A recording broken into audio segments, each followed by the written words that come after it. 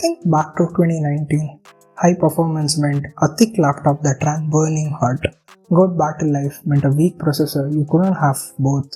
If you wanted a serious compute power, you had to stay plugged into a brick of a charger every single time you wanted to get the real work done.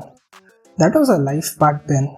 But today, thanks to Apple Silicon, the game has changed completely. In November of 2019, Apple made an announcement. Today we're going to tell you about some really big changes, how we're going to take the Mac to a whole new level. That changed the future of computers forever. Apple said they would stop using Intel processor and move to their own ARM-based chips. And they called it the Apple Silicon. So 1 year later, in the November 2020, Apple launched the M1 chip, and from that moment, the PC market was never the same. But to understand this decision was so important, we need to go back a little.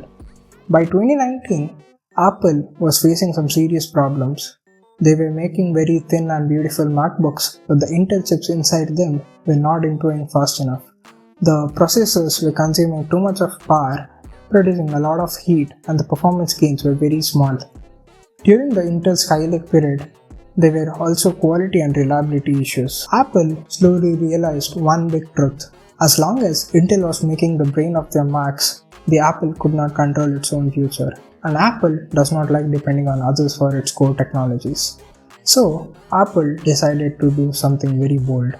Apple decided to move back to the same architecture as used in the iPhones, that is the ARM-based architecture. Intel processors are based on something called as CISC, which means Complex Instruction Set Compute. You can imagine it like a very big restaurant. It can cook many different dishes, but preparing each dish takes a lot amount of time and energy. But ARM processor use something called as RISC-based systems. So it's called as Reduced Instruction Set Compute, but this is like a small fast food shop.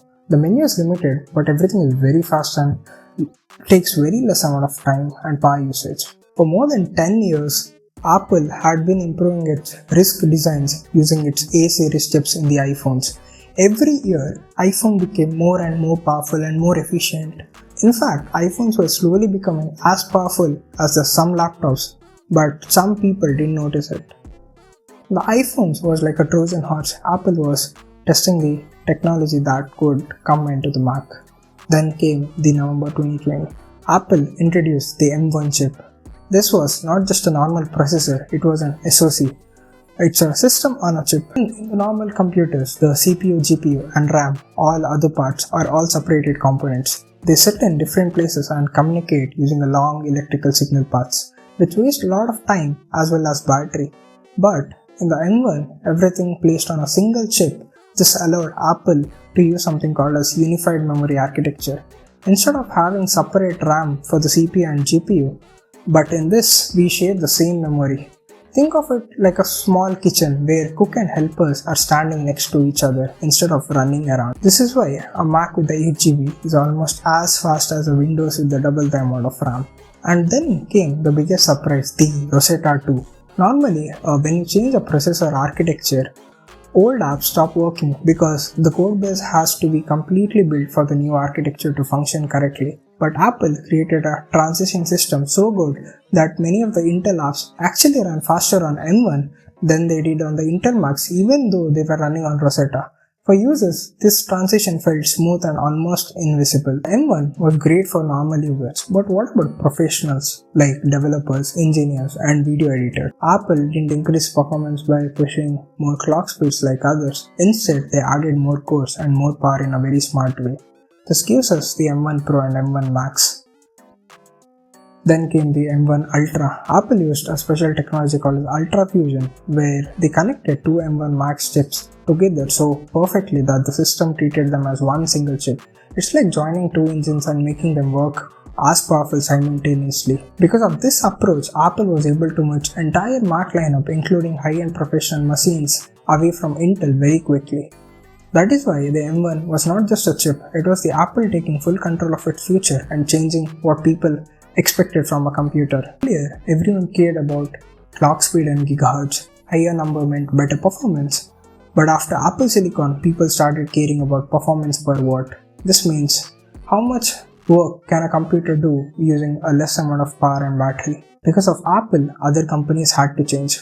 Qualcomm launched its Snapdragon X Elite and Microsoft started pushing Windows on ARM. Apple did not just make a better chip, they forced the entire PC industry to rethink how they used to work. Today, in 2026, the focus is no longer on battery life. Now the big topic is AI. From the first M1 chip, Apple included a neural engine for AI works. Other companies are now adding similar features. Because of this, Macs can run AI tasks directly on their device without sending data to the internet. Right now, Apple is using 3nm chips in the M4 series. The next big thing that will be coming up in the future will be 2nm technology. Smaller chips are meant more battery efficiency and longer battery life. More MacBooks can almost flash upwards of 20 watts in a single charge. Apple Silicon completely changed the computer industry. Apple proved that laptop can be powerful, thin, silent, and energy efficient at the same time. Even if you do not use a Mac, you are still benefiting from this change. All laptops today are becoming better because of that one Apple's move. Apple did not just improve the Mac, they changed what we expected from our computers. What do you think? Is Apple still ahead? Even before the M1 had come out, the Apple laptops were significantly better than others. But they were a bit pricey, but when it comes to performance, Apple used to deliver. But right now, after the M1 and the Apple Silicon shift, Apple did not just improve the Mac, they changed what we expected from our computer. What do you think? Is Apple still ahead or the competition has caught up?